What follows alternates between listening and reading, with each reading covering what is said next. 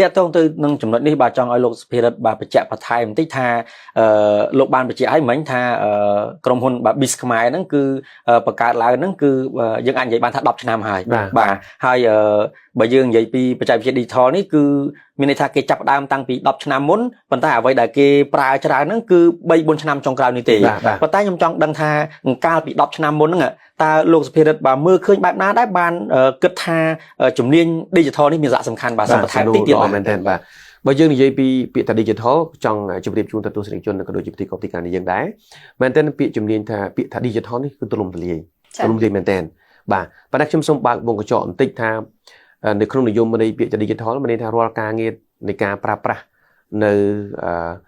កិច្ចការងារផ្សេងៗដែលពឹងពាក់ទៅលើប្រព័ន្ធ digital ក្នុងគឺនិយាយសម្ដៅទៅលើប្រព័ន្ធអេឡិចត្រូនិកដែលមានអ៊ីនធឺណិតនិងឧបករណ៍ទំនើបបច្ចុប្បន្នគេហៅ device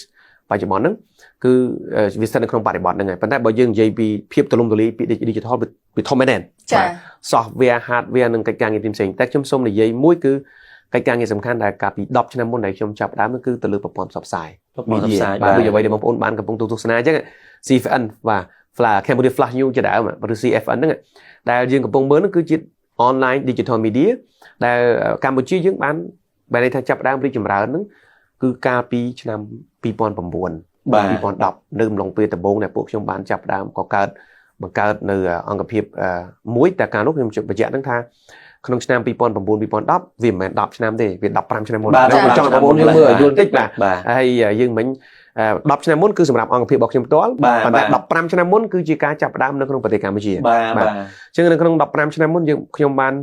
បំពេញការងារនៅអង្គភាពឯកជនមួយខ្ញុំថាអញ្ចឹងខ្ញុំមើលឃើញថា